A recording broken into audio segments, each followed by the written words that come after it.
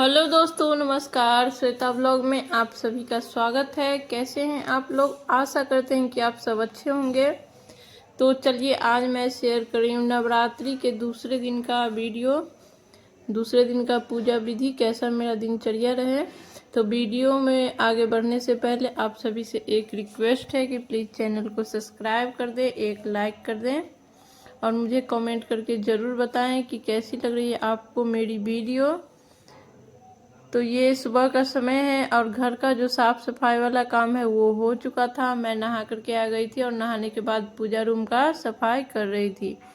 पूजा room सफाई करने के बाद जो पूजा का बर्तन होता है वो हटा लिए हैं, पोछा लगा लिए हैं, बर्तन को धुल लिए हैं। उसके बाद हम तैयार, हाथ पांव धो करके फिर से तैयार हो गए हैं, क्योंकि आज दूसरी नवरात्रि है और आज ग्रीन कलर का कपड़ा पहनकर पूजा करना चाहिए। और आज जो है बतासे का भोग लगाया जाता है माता को, तो इसलिए हमने हरा कलर का कपड़ा पहना हुआ है।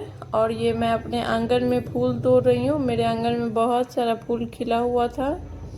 ये अपराजिता का फूल भी है, देखिए, तो 2-4 इसमें से निकले हुआ था, तो हम उसको भी तोड़ लेंगे।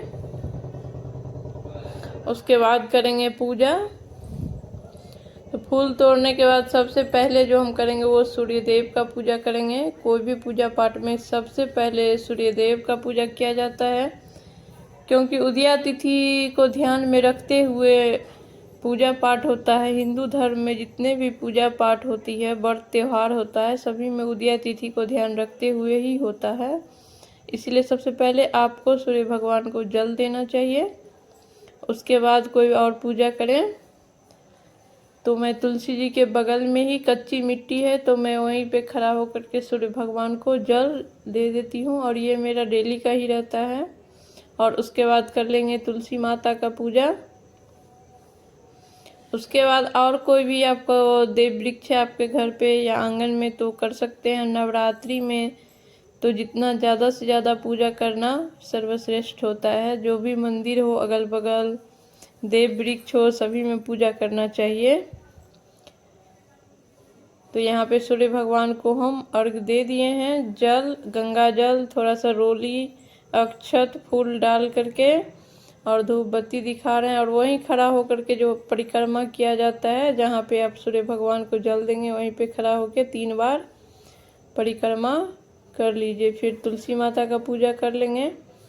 तुलसी माता को भी उसी प्रकार से 1 लोटा जल, थोड़ा सा फूल, अक्षत, सिंदूर, थोड़ा सा मिश्री का भोग लगा सकते हैं और 1 धूप बत्ती लगा दीजिए।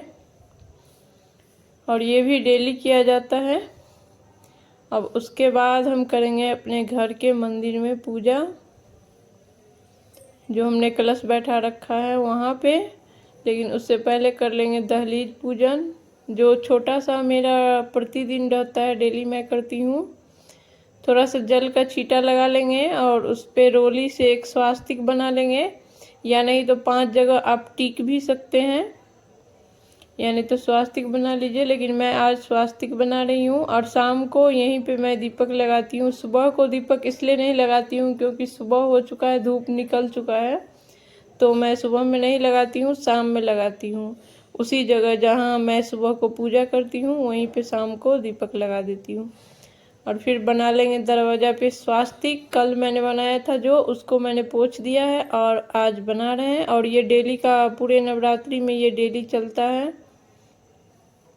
उसके बाद आ गए हैं घर के मंदिर में। जो हमारा डेली पूजा होता है वो हम कर चुके हैं।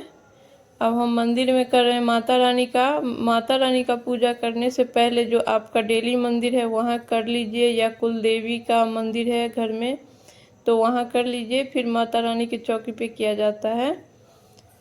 तो हम पहले जो डेली का मंदिर है वहाँ कर लिए हैं। और फिर यहाँ बैठ कर के आसन पे मैं सारा सामग्री पहले निकाल लेती हूँ, क्योंकि पूजा करने के दौरान निकालिएगा तो कुछ न कुछ छूट जाता है। इसीलिए पहले सारा सामग्री निकाल लीजिए, फिर पूजा प्रारंभ कीजिए। तो शुद्ध जल और गंगा जल से सभी देवी देवता को स्नान करवा देंगे। और जो ज्वार हमने लगाए हैं उसमें थोड़ा सा जल सींच देंगे, ताकि अभी गर्मी का समय है तो थोड़ा सा ज़्यादा ही उसका ध्यान रखना होता है। फिर तिलक कर देंगे सभी देवी देवता को, माता रानी को, गणपति को, कलश को और साथ में दीपक को भी। और आराम से तिलक लगाया जाता है ताकि जो तस्वीर है, जो माता रानी का फोटो है, वो हिले ना, इस चीज़ का थोड़ा सा ध्यान रखें। फिर जो भी फूल आपके पास उपलब्ध है वो फूल चढ़ा दीजिए, गुड़हल का, गेंदा का या कमल का, जो भी हो। उसके बाद भोग लगा देंगे, सीजनेबल फल का लगा दीजिए। और आज जो है बतासे का भोग विशेष है, तो इसलिए बतासे का थोड़ा सा भोग लगा दीजिए। ड्राई फ्रूट, बतासा और खीरे का भोग हम यहाँ पे रख रहे हैं। फिर दिखा लेंगे थोड़ा सा धूप बत्ती, अगरबत्ती, जो आप दिखाते होइएगा वो। और यहाँ पे हो गया था पूजा, और एक दीपक जो है अलग से जलाया जाता है पूजा के दौरान। और फिर हम पाठ कर लेंगे, जो दूसरा अध्याय हमको आज करना था। कल पहला अध्याय किए थे, और मैं ना हिंदी में करती हूँ, मुझे संस्कृत इतना ज़्यादा नहीं आता है, तो अशुद्ध उच्चारण नहीं होना चाहिए, उसका गलत प्रभाव होता है, तो इसलिए मैं हिंदी में पढ़ती हूँ। और फिर कर लेंगे हवन। एक छोटा सा जो उपला है वो नीचे रख दिए हैं, उस पर 2-3 कपूर रख दिए हैं, और साइड से और उपला रख देंगे। और ये थोड़ी देर में ही बहुत अच्छे से प्रज्वलित हो जाता है। और हवन सामग्री हम एक साथ ही मिक्स करके रख लिए हैं, तो उसी से करते हैं। तो पहले थोड़ा सा घी डाल देंगे ताकि ये अच्छे से गर्म हो जाए, अच्छे से जलने लगे। और फिर उसमें हवन सामग्री से हम आहुति दे देंगे 5 बार या 7 बार गणपति के नाम का, और 5-7 बार माता जी के नाम का, कुल देवता का नाम का, इस तरीके से दिया जाता है। तो हम आहुति दे देंगे, और उसी हवन में जो हम बतासा का भोग लगाए थे और जो लौंग इलायची का भोग लगाए थे वो भी उसी में डाल देंगे। तो हम उसमें से लौंग इलायची चून करके उसमें रख रहे हैं। और फिर बतासा का भी भोग लगा देंगे हवन में, क्योंकि कहा जाता है कि हवन में भोग लगाने से माता रानी को प्राप्त होता है, सीधे मुख में प्राप्त होता है, इसीलिए हवन में ज़रूर लगाना चाहिए। और फिर घी से आचमनी कर देंगे, 3 बार घी को ऐसे घुमाते हुए हवन में डालेंगे। और ये देखिए बहुत अच्छे से हवन जो है प्रज्वलित हो गया है, बहुत अच्छे से जल रहा है। फिर एक प्लेट में स्वास्तिक बना लेंगे, और थोड़ा सा फूल अक्षत रख करके इसी में एक घी का बाती रख करके करेंगे आरती माता रानी का। बहुत ही प्रेम पूर्वक आरती कर लीजिए। और आरती आपको जो आता हो वो गा सकते हैं। वैसे नवरात्रि का 2 आरती है जो प्रसिद्ध है, माँ जगजननी जय जय और एक माँ जय अम्बे गौरी। तो दोनों में से जो आता है वो कर लीजिए, या फिर कोई और आता है तो वो कर लीजिए। लेकिन मैं माँ जगजननी जय जय करती हूँ, क्योंकि मुझे ये वाला आरती याद है और मैं हमेशा यही वाली करती हूँ। तो आरती कर लेंगे, और जो घर का मंदिर है वहाँ भी दिखा लेंगे। और वहाँ भी हमने खीरे का भोग लगाया था, अलग अलग 2 जगह, तो वहाँ भी दिखा लेंगे। और वहीं खड़ा खड़ा 3 बार ऐसे घूम जाएंगे, परिक्रमा कर लेंगे। और माता रानी के पास भी ऐसे ही खड़ा होकर के परिक्रमा कर लेंगे 3 बार।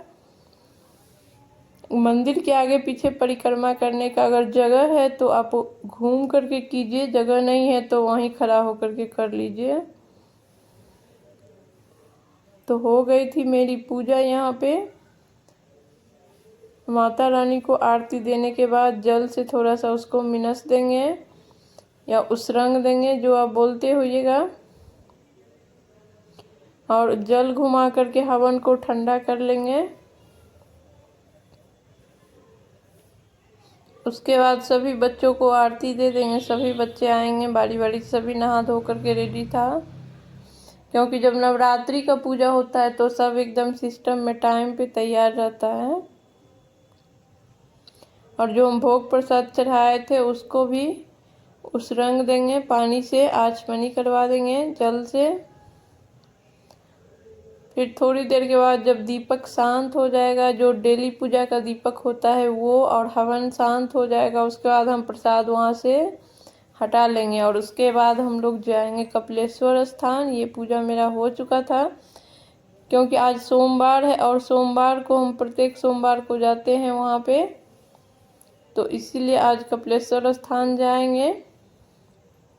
और दुर्गा पूजा में न प्रत्येक दिन आपको शिव का भी पूजा करना चाहिए, क्योंकि शिव और शक्ति दोनों का पूजा करने से पूर्ण माना जाता है। शिव के बिना शक्ति अधूरी है और शक्ति के बिना शिव अधूरे हैं। इसीलिए जहाँ जहाँ आप दुर्गा मंदिर देखिएगा वहाँ वहाँ शिवालय जरूर होगा, या फिर जहाँ शिवालय होगा वहाँ दुर्गा मंदिर जरूर होगा।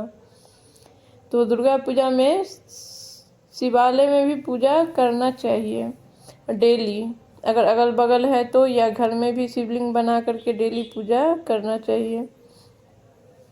तो ये है कपिलेश्वर स्थान और यहाँ पे हम आ गए थे, सारा सामग्री लेकर के पैक करके लाए थे घर से। दूध, गंगा जल, रोली, चंदन, अक्षत, फूल, बेलपत्र। और फिर ये मंदिर का सीन है, मैं पूजा कर रही हूँ। और अभी नवरात्रि की वजह से भीड़ ज़्यादा है, वैसे हम लोग थोड़ा लेट से गए थे लेकिन तब भी भीड़ था। और ये पंडित जी है, फिर एक घी का दीपक लेके गए थे और दीपक को प्रज्वलित करके आरती कर लेंगे। वहाँ पे खड़ा होने का या फिर ज़्यादा समय देने का व्यवस्था नहीं था, बहुत लोग थे, जल्दी कीजिए ऐसे कर रहे थे। तो हम वहाँ बैठे बैठे ही थोड़ा सा खड़ा होकर के झुक करके आरती कर लिए हैं। और कुछ ना कुछ जो है दक्षिणा चढ़ाना भी चाहिए, और वहाँ जो पंडित जी रहते हैं उनको भी देना चाहिए। मतलब महादेव के लिए आप अलग से चढ़ावें और पंडित जी को अलग से। और जिस पात्र में आप दूध लेकर के जाते हैं या गंगा जल लेके जाते हैं उसको खाली नहीं लेके आना होता, उसमें थोड़ा सा भगवान का चढ़ा हुआ नीर लेकर के आना होता है। तो आज का वीडियो कैसा लगा ये आप लोग कमेंट में ज़रूर बताइए। आज का वीडियो यहीं पे समाप्त करते हैं, फिर मिलेंगे नए वीडियो के साथ, तब तक के लिए नमस्कार।